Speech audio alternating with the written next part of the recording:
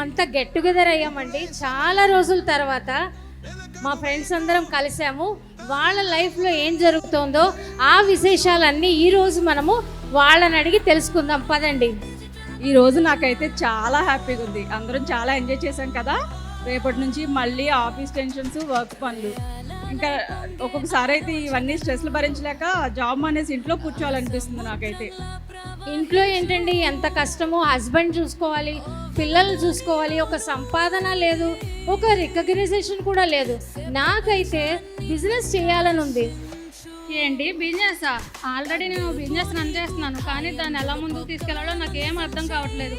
నాకు కొంచెం సపోర్ట్ చేసే వాళ్ళు ఉంటే దాన్ని ఎలా అయినా గ్రో చేస్తాను. సరే, కానీ గౌతమి నువ్వు బిజినెస్ చేస్తున్నట్టున్నావుగా, అది ఎలా ఉంది? అవునండి, నేను ఒక ఆఫ్లైన్ బిజినెస్ చేస్తున్నాను.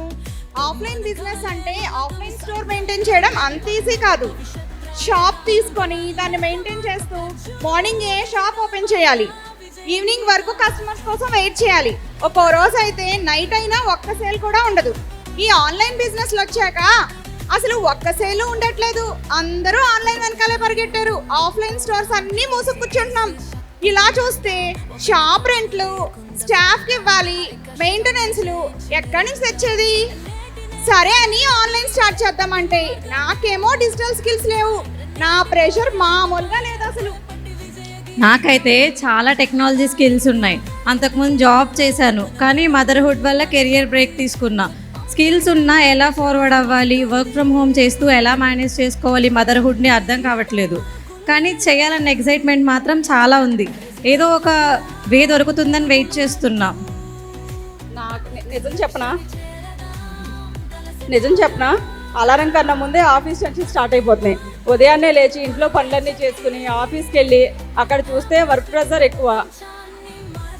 వర్క్ ప్రెజర్ ఏమో హైలో ఉంటుంది, శాలరీస్ ఏమో లోలో ఉంటాయి. ఎంత కష్టపడినా వర్క్ ప్రెజర్ తప్ప ఏమీ ఉండట్లేదు. ఇంకా ఏదైనా మాట్లాడామంటే అనుష నువ్వే బాగా చేయగలవు, నువ్వు మల్టీ టాస్కర్ అని పొగిడి మరీ పని చేయించుకుంటారు. ఇంకా ఆ పొగడ్తలు పడిపోయి మనం టైం కూడా చూసుకోకుండా పని చేసేస్తాం. మీరందరూ జాబ్స్ అయినా బిజినెస్ అయినా చేస్తున్నారు. నాకైతే ఏం చేయాలో కూడా అర్థం కావడం లేదు. ఇంట్లో ఉంటే జాబ్,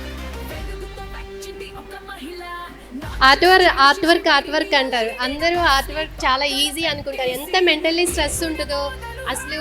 దానివల్ల ఒక్కొక్కళ్ళు ఏంటంటే ఇంకా బాగా చేయాల్సింది, ఇంకా ఏదో వర్క్ చేయాలి అని అనుకుంటారు. కానీ ఏంటంటే అది దానివల్ల మెంటల్ స్ట్రెస్ ఉంటుంది.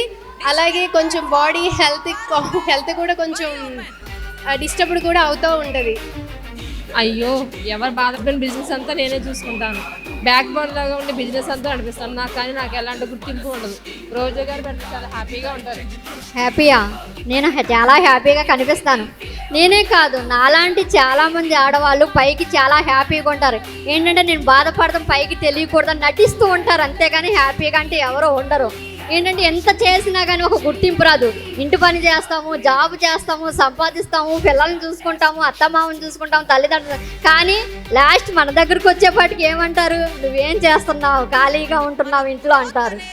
ఆ మాట ఎంత బాధ అనిపిస్తుంది, చాలా బాధ అనిపిస్తుంది. చాలామంది ఆడవాళ్ళు అనుకుంటారు మన గుర్తింపు ఎవరైనా గుర్తిస్తే బాగుండు, మనం కూడా సొసైటీలో మంచి పేరు తెచ్చుకుంటే బాగుందన్న ఆలోచనలో ఉంటారు. కానీ ఎవరిని నమ్మాలన్నా, ఎవరినైనా ఫ్రెండ్షిప్ చేసినా వాళ్ళు ఎక్కడ మోసం చేస్తారో, ఎక్కడ ఎన్ని పోట్లు ఎక్కువ పోడుస్తారన్న ఆలోచనలో ఉండిపోతున్నాం. కానీ మనకి ఫుల్ సపోర్ట్ ఇచ్చి నిజాయితీగా ఉండే ఫ్రెండ్షిప్ అనేది ఎక్కడ కనిపించట్లేదు. అలాంటిది ఎక్కడన్నా కమ్యూనిటీ ఉంటే బాగుండన్న ఆలోచన నాకు వస్తుంది. మీ అందరికన్నా నేను చాలా స్ట్రగుల్ అయ్యాను, కానీ మన ఆలోచన అనేది మార్చుకోవాలి. సో మీ అందరి ప్రాబ్లమ్స్కి నేను ఒక వన్ స్టాప్ సొల్యూషన్ చెప్పండి. అదే నాకు ఒక మంచి రైట్ ప్లాట్ఫామ్ దొరికింది, డిజిటల్ మహిళ. అవును, ఇక్కడ శక్తి, సంపద, స్వేచ్ఛ. డిజిటల్ మహిళ ఇక్కడ ఇది బిజినెస్ కాదు, జాబ్ కాదు, మీకు ఒక కాన్ఫిడెన్స్ ఇస్తుంది, గ్రోత్ ఇస్తుంది. Okay, are you ready? Digital మహిళాస్. ఈ రోజు నుంచి మనం అందరం డిజిటల్ మహిళాస్. మనమే మార్పు, మనమే శక్తి, మనమే స్వేచ్ఛ.